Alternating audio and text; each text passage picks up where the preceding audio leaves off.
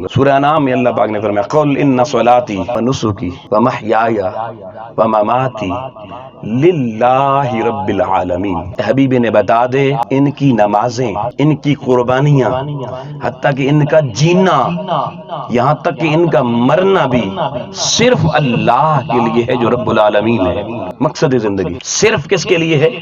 اللہ کے لیے ہے۔ اور ہم کہلاتے ہیں مومن، اور مومن کی علامت بتائی قرآن نے والذین آمنوا اشد حبا للہ، مومن وہ ہوتا ہے جس کا دل کا برتن اللہ کی محبت سے بھرا ہوا ہوتا ہے۔ آدانی اشدو کا لفظ آیا ہے، مومن کا دل یہ نہیں کہ تھوڑا تھوڑا اللہ نال بھی لگتا ہے تو باقی مخلوق نال بھی جڑے ہوئے، نہیں، اشد حبا للہ، اللہ کی محبت سے بھرا ہوا ہوتا ہے۔ اور پھر قرآن مجید کہتا ہے سورہ ذاریات میں کہ وما خلقت الجن والانس الا لیعبدون، کہ بندو تمہیں اللہ نے سوائے اس مقصد کے بنایا ہی نہیں ہے کہ تم میرے عبد کامل بن جاؤ، تمہاری زندگی کا ہر لمحہ میری عبادت بن جائے، یہ نہیں کہ صرف نمازی بن جاؤ، لیعبدون، پوری زندگی عبادت بن جائے، تمہاری دفتر کی زندگی بھی عبادت ہو، تم کسی شعبہ زندگی میں ہو، جاب کر رہے ہو، کاروبار چلا رہے ہو، سفر کر رہے ہو، کسی مجلس میں بیٹھے ہو، کسی فنکشن میں بیٹھے ہو، تمہارا ہر عمل جب لوگوں دین محمدی کی اطاعت میں ہوگا وہ اللہ کی عبادت کہلائے گا۔ تو یہ شادی کا فنکشن بھی اللہ کی عبادت بننا چاہیے یا نہیں؟ تو ورنہ ہماری تخلیق کا مقصد ہی پورا نہیں ہوگا۔ وما خلقت الجن والانس، اللہ کہتا ہے میں نے تو تمہیں تخلیق ہی اس کے علاوہ، اس مقصد کے علاوہ نہیں کیا۔ اب سوچئے گا ہم اس مقصد کو کتنا پورا کر رہے ہیں۔ دوستان محترم، اس دھرتی پر اللہ کی چار بڑی مخلوقات ہیں۔ ایک ہے جمادات، یہ پتھر وغیرہ، یہ مٹی وغیرہ۔ دوسرا عالم ہے تخلیق کا اللہ کی، عالم نباتات، جس میں یہ سارے درخت ہیں، پودے ہیں۔ تیسری مخلوق اللہ کی دھرتی پر عالم حیوانات ہے، جس میں سارے جانور، کیڑے مکوڑے، پرندے، مچھلیاں، سب کچھ شامل ہے۔ اور چوتھی مخلوق اللہ کی انسانیت ہے۔ اب صرف میں ایک آپ کے شعور کو جھنجھوڑنے کے لیے ایک صرف راہ عمل دے رہا ہوں، سوچئے گا اس پہ گھر میں جا کے۔ یہ چار مخلوقات ہیں جو اس دھرتی پہ پائی جاتی ہیں۔ ان چاروں میں سے پھر ایک ترتیب ہے، ایک ادنا ہے، پھر ایک اس سے اعلیٰ ہے، پھر ایک اس سے اعلیٰ ہے، پھر ایک اس سے اعلیٰ ہے، اور ہر ادنا کو اللہ نے اپنے سے اعلیٰ کے لیے بنایا ہے۔ اور یہ جو چاروں میں نے نام لیے نا، جمادات، نباتات، حیوانات، انسان، ان کا جو پہلا حرف ہے نا، اس حرف میں ان کی خصوصیت بتائیے اللہ پاک نے کہ ان کی خاصیت کیا ہے، پراپرٹی کیا ہے ان کی خاص۔ آپ دیکھیے جمادات، یہ پتھر، زمین، مٹی وغیرہ، اس کا پہلا حرف جیم ہے، تو جیم سے بنتی ہے جسامت، یعنی یہ صرف جسامت رکھتے ہیں اور کوئی فنکشن ان کا نہیں ہے۔ اس کے بعد دوسرا عالم تخلیق اللہ کا نباتات ہے، ان کا پہلا حرف نباتات کا نون ہے۔ تو اس میں اللہ اشارہ یہ دے رہا ہے کہ بھئی جسامت تو جیسے جمادات ہیں وہ نباتات کی بھی ہے، لیکن ان کی خاص پراپرٹی ہے یہ نشو و نما پاتے ہیں۔ پودا لگائیں 2 سال بعد درخت بن جائے گا، نشو و نما پا کر، ان میں نشو و نما ہوتی ہے۔ تیسری مخلوق عالم حیوانات ہے،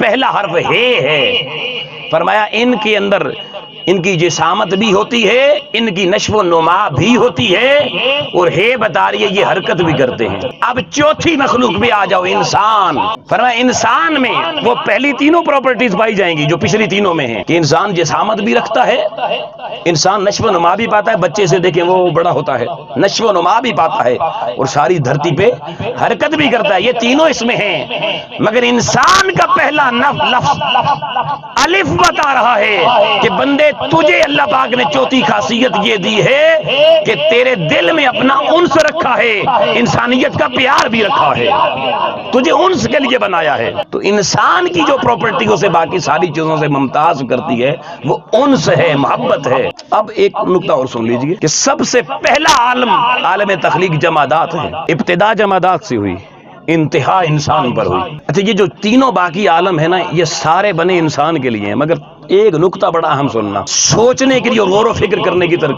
دے رہا ہوں۔ کیوں اللہ نے قرآن مجید میں کہا ہے سخر لکم الشمس والقمر، کہ میں نے یہ ساری کائنات کے چاند ستارے یہ بندے تیری خدمت میں مامور کیے ہوئے ہیں۔ وسخر لکم ما فی السماوات وما فی الارض جمیعا، اللہ پاک نے قرآن مجید کی سورہ جاثیہ کے اندر یہ کہا کہ میں نے زمین و آسمان کی ہر چیز کو فقط انسان تیرے لیے بنایا ہے، تیری خدمت اور نوکری کے لیے بنایا ہے۔ ان فی ذالک ذالک لآیات لقوم یتفکرون، مگر یہ تیری خدمت کے لیے ہیں، تو ان کی خدمت کے لیے نہیں ہے، تو میری بارگاہ میں تفکر کرنے کے لیے بنایا گیا ہے، غور و فکر کرنے کے لیے بنایا گیا ہے۔ اب نکتہ سنیے گا، عالم جمادات یہ پہلی تخریج ہے، یہ مٹی، یہ پتھر، یہ زمینیں، میں نے جملہ بولا ہر ادنا اپنے سے اعلیٰ کی خدمت کے لیے پیدا ہوا کیا گیا ہے۔ اب جمادات سے اعلیٰ نباتات ہیں۔ اب نباتات جو یہ پودے ہیں، درخت ہیں، یہ کہاں اگتے ہیں؟ جمادات، عالم جمادات میں۔ اچھا آپ دیکھیں ایسے نہیں اگتے، آپ کوئی فصل لگانا چاہتے ہیں پہلے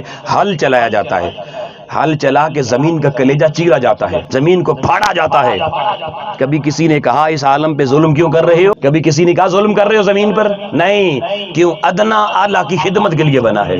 تو جمادات کو اللہ نے نباتات کی خدمت کے لیے بنایا ہے، اور نباتات کا بیج زمین میں بونا تھا، تو زمین کو زرخیز کرنے کے لیے اس کو چیر پھاڑ دیا گیا، کوئی نہیں بولا۔ پھر بیج ڈالا گیا زمین میں، عالم جمادات میں، تو بیج کو اگنے کے لیے پھر جمادات کو اللہ نے کہا، عالم جمادات کو اب اس کو سارے نیوٹرینٹس بھی دے، منرلز بھی دے، نمکیات بھی دے، پانی بھی دے، پھر خدمت میں معمور ہے۔ عالم نباتات کی خدمت میں معمور عالم جمادات کو کر دیا۔ بھئی بڑی توجہ رکھنا، میں بہت باریک بات کہہ رہا ہوں آپ کی خدمت میں۔ تو عالم نباتات گرو کر گیا، نشو و نما پا گیا، کس وجہ سے؟ اس کی نوکری کس نے کی؟ عالم جمادات نے۔ تو عالم جمادات مجھے بتائیے اپنی نوکری پورا کر رہا ہے یا نہیں کر رہا؟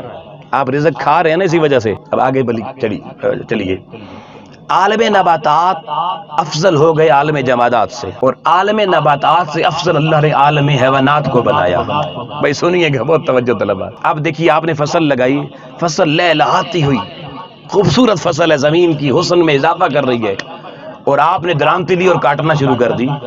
کسی نے کبھی کہا یہ ظلم کیوں کر رہے ہو فصل کے ساتھ؟ کیوں گلا کاٹ رہے ہو اس کا؟ کیوں خنجر چلا رہے ہو اس کے اوپر؟ کبھی کسی نے کہا کسی کو؟ جی کیوں نہیں کہا؟ اس لیے کہ عالم نباتات خدمت پر مامور ہے عالم حیوانات کے، وہ اپنی نوکری کے لیے تیار ہے، اور اس نے نوکری اور خدمت کرنی ہے کٹ کے، ذبح ہو کے۔ تو مجھے بتائیں عالم حیوانات کی خدمت عالم نباتات کر رہا یا نہیں کر رہا؟ تبھی تو عالم حیوانات زندہ ہے۔ نہ عالم جمادات نے اپنی نوکری میں کمی چھوڑی، آج تک 14 صدیاں گزر گئی اس امت، نہ لوگوں عالم نباتات نے اپنی نوکری میں کمی چھوڑی، اپنے سے اعلیٰ کی خدمت کر کے دکھائی، اور ہمیشہ کی، کبھی انکار نہ کیا۔ آؤ لوگوں، پتا چلا عالم جمادات سے افضل عالم نباتات ہے، عالم نباتات سے افضل عالم حیوانات ہے۔ اب عالم حیوانات سے افضل حضرت انسان ہے، انسان پھر عالم حیوانات سے افضل۔ جب جی چاہتا ہے بکری پکڑتے ہیں، گلا کاٹ دیا۔ کبھی کسی نے کہا ظلم کیا؟ قربانی آئی، کتنے گلے کٹے؟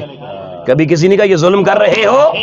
کیوں نہیں کہا؟ اس لیے کہ عالم حیوانات کو بندوں کی نوکری کے لیے بنایا گیا ہے۔ وہ اپنی نوکری، گائے، بھینس، بکری دودھ بھی دیتے ہیں نا، ان کے اپنے بچے بھی ہوتے ہیں، وہ زیادہ دودھ پیتے ہیں یا آپ زیادہ پیتے ہیں؟ پھر سواریاں، جانور انسان کی سواری کے لیے استعمال ہو رہی ہیں، اور انسان کے بود و باش میں استعمال ہو رہے ہیں، پھر ان کا گوشت۔ تو عالم حیوانات بھی عالم انسان کی نوکری پوری کر رہا ہے، کیوں؟ وہ ادنا ہے، یہ اعلیٰ ہے۔ بھئی ترتیب سمجھ میں آگے یہاں تک؟ اب جہاں لانا چاہتا تھا وہاں لے آیا ہوں آپ کو، اور میں دیکھتا ہوں میں پتہ نہیں آپ کو سمجھا پاتا ہوں اپنی بات یا نہیں۔ دوستان محترم، 4 عالم تخلیقات اس دنیا میں، عالم جمادات عالم نباتات کی نوکری 100% درست کر رہا ہے، عالم نباتات عالم حیوانات کی نوکری 100% درست کر رہا ہے، عالم حیوانات عالم انس کی نوکری بھی 100% درست کر رہا ہے۔ اب سوال یہ ہے کہ بندگان خدا، انسان کے لانے والوں، انہوں نے اپنے مقصد ہونے کے مقصد پورے کر دیے، یہ بتاؤ پھر تمہارے ہونے کا بھی کوئی مقصد تو ہوگا نا، کوئی تم سے بھی اعلیٰ ہوگا نا؟ کیا تم نے اپنے مقصد کو پہچانا، اپنی نوکری کو پہچانا؟ قرآن آواز لگا رہا ہے، وَمَا خَلَقْتُ الْجِنَّ وَالْإِنسَ إِلَّا لِيَعْبُدُونَ، انہیں تیرے لیے بنایا گیا تھا، تجھے میں نے اپنے لیے بنایا تھا۔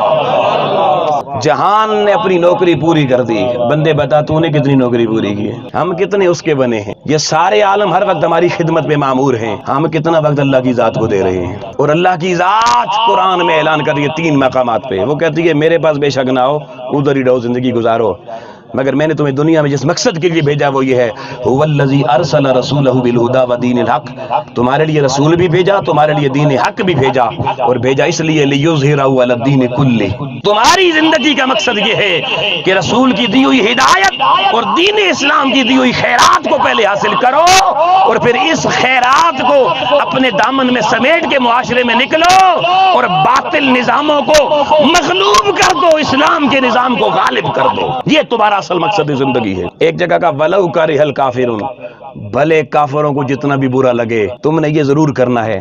دوسرے مقام پہ کہا وَلَوْ كَرِهَ الْمُشْرِكُونَ، مشرکوں کو جتنا برا لگے۔ اور تیسرے مقام پہ کہا وَكَفَى بِاللَّهِ شَهِيدًا، تم نوکری پوری کرو، اللہ دیکھ رہا ہے اور اللہ تمہارے لیے کافی ہے۔ تم نکلو، تم کافروں سے نہ ڈرنا، تم فاسقوں سے نہ ڈرنا، تم جابروں سے نہ ڈرنا، تم نافرمانوں سے نہ ڈرنا، تم میرے دین کی سربلندی کے لیے میدان عمل میں نکلو۔ وَكَفَى بِاللَّهِ شَهِيدًا، تمہارے لیے تمہارے رب کی شہادت ہی کافی ہے، اللہ تمہارے لیے کافی ہے۔ یہ نوکری دی گئی انسان کو، مسلمان کو۔ دوستان محترم، میں پوچھتا ہوں یہ نوکری پوری ہوئی تھی؟ دنیا کی نوکریاں تو ڈھونڈنے والوں، اور زندگی کا مقصد ہم نے کیا سمجھا؟ روزگار، پیسہ، شادی، بنگلہ، پلاٹ، وہ جی دولت چنگی ہونی چاہیے بندے کو۔ اللہ کے بندے، پورے قرآن میں یہ مقصد تو بتایا ہی نہیں گیا۔ یہ تو سارے تیری نوکری پہ سارا عالم اللہ نے بنایا ہی اس لیے ہے، تو اس کے لیے نہیں بنا، یہ عالم تیرے لیے بنا ہے، تو رب کے لیے بنا تھا، تو نے رب کی نوکری کرنی تھی، تو نے دنیا کی چوکیداری شروع کر دی، رب کی نوکری چھوڑ دی۔ لوگوں، اب رب کی نوکری پورا کرنے کے لیے، معرفت الہی حاصل کرنے کے لیے اور دین محمدی کا تمکن دھرتی پہ قائم کرنے کے لیے اب ہمیں کوئی چشمہ ہدایت بھی تو چاہیے نا۔ بھئی زمین کو زرخیز کرو گے تو پھر نباتات کے لیے نوکری کرے گی نا، تو ہمیں کوئی چشمہ رہنمائی بھی تو چاہیے نا، کوئی چشمہ ہدایت بھی تو چاہیے نا۔ تو یاد رکھنا، کوئی کام بھی دنیا میں اصول ہے، بغیر استاد کے نہیں ہوتا، بغیر رہنما کے نہیں ہوتا۔ دنیا میں کوئی کام، کوئی بندہ ایون مستری ہے تو اسے پوچھا مستری ایسے ہی بن گئے تھے پیدا ہوتے ہی؟ کسی استاد نے سکھایا تو بنانا۔ کوئی میکینک ہے، موٹر میکینک ہو تو خود بخود بن گیا کہ کسی استاد نے سکھایا تو بنا؟ تو پتہ چلا اس دنیا میں بغیر رہنما کی رہنمائی کے کسی چیز میں بھی بندے کو مہارت حاصل، اگر رہنما کے بغیر کرو گے تو بگاڑ پیدا کرو گے۔ تو اب اس ہدایت ربانی تک پہنچنے کے لیے رہنما چاہیے، چشمہ ہدایت چاہیے۔ اب اللہ کی معرفت تک جانے کے 20 راستے ہیں، 20 راستے ہیں، کوئی ایک پکا راستہ نہیں کہ یہی راستہ ہے۔ مگر دوستان محترم، نوجوانان ملت، بزرگوں، آپ کو وہ چشمہ ہدایت چاہیے جو اس دور میں آپ کی سارے دینی تقاضوں کو پورا کرے، جو آپ کی فکری رہنمائی بھی آپ کو دے، نظریاتی رہنمائی بھی دے، آپ کو معاشرتی زندگی کے سارے تقاضے بھی بتائے۔ آپ کے بچے کالجوں یونیورسٹیوں میں پڑھ رہے ہیں، سائنسز پڑھ رہے ہیں، کل خدا کی ذات پہ بھی انہوں نے اعتراض کرنے ہیں، رسول کی ذات پہ بھی اعتراض کرنے ہیں، دہریت بہت زیادہ ہے۔ جو وقت کی سائنسی ضرورتوں کو بھی جو چشمہ ہدایت پورا کرے، جو تمہاری نسل کی فکری رہنمائی سے لے کر معاشی، معاشرتی، دینی، اخلاقی، روحانی قدریں، ساری تمہاری ضروریات جو دینی طور پر ہیں وہ چشمہ ہدایت ساری پوری کرتا ہو، اس کو ڈھونڈو۔ یہ ڈھونڈنا تمہارا کام ہے۔ جب تک چشمہ ہدایت نہیں ملے گا اس وقت تک تم اللہ کے پیدا کرنے کے مقصد کو پورا نہیں کر سکتے۔ اور میں آج آپ کو یہ نہیں کہوں گا کہ جس چشمہ ہدایت کا میں خود نمائندہ ہوں میں تمہارے اوپر امپوز نہیں کرتا، تمہیں دعوت فکر ضرور دوں گا کہ میں نے تو چشمہ تحریک منہاج القرآن سے سارا کچھ حاصل کیا ہے، فکری رہنمائی بھی، روحانی رہنمائی بھی، معاشی، معاشرتی، اخلاقی رہنمائی بھی۔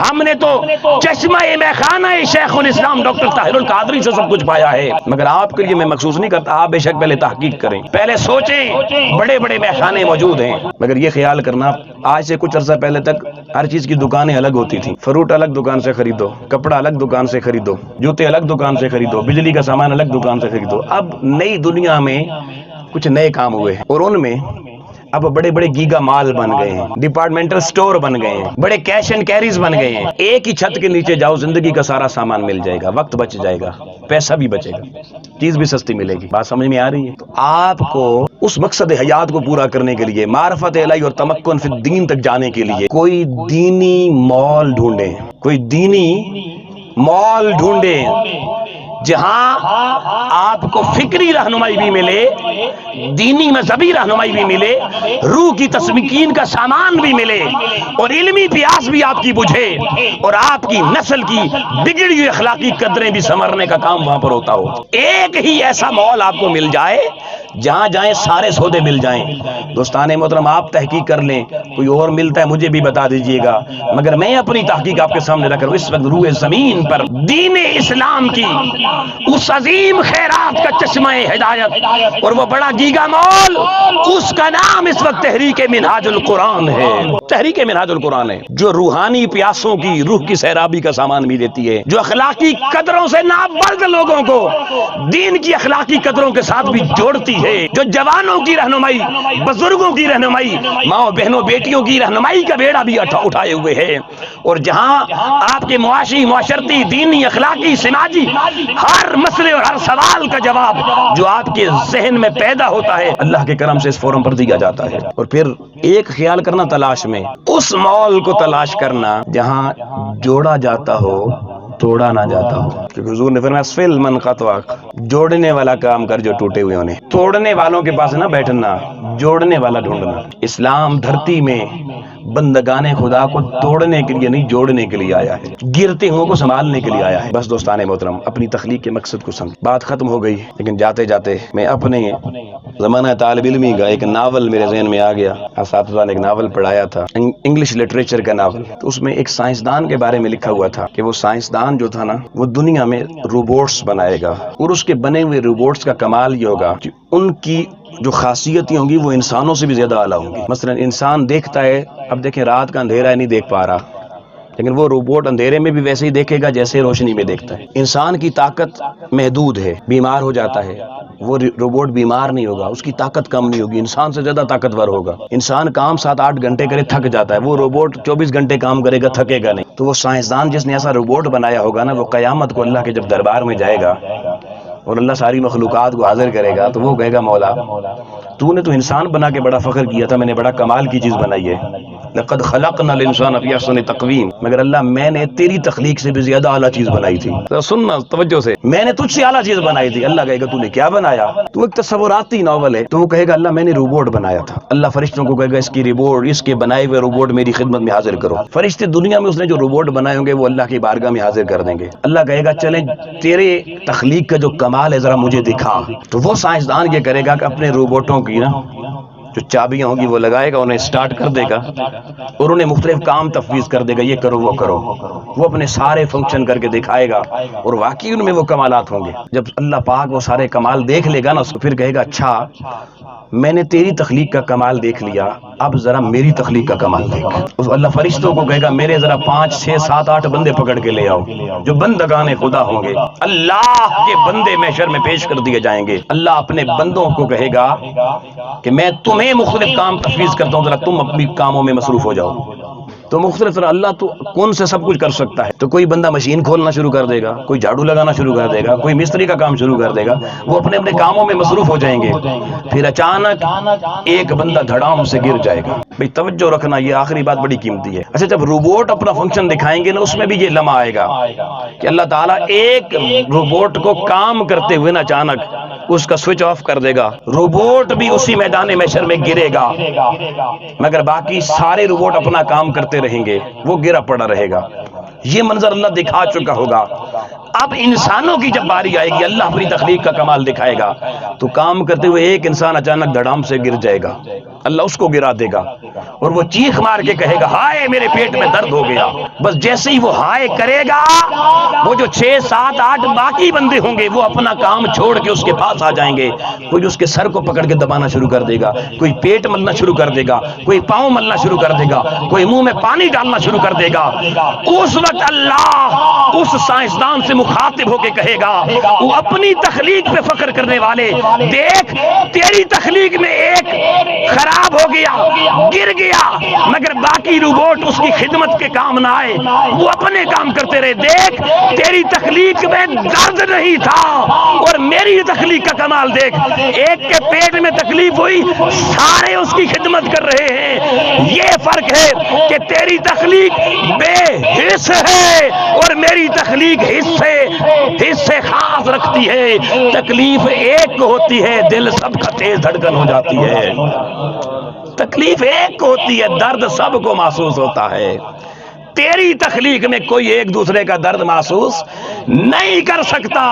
میری تخلیق میں کسی ایک کو بھی تکلیف ہو جائے تو درد سب کو محسوس ہوتا ہے. اسی پہ شاعر بولا مسلمان تو وہ ہے چوہے کانٹا جو کابل میں، تو دلی کا ہر پیر و جواں بے تاب ہو جائے. واخر دعوانا الحمدللہ.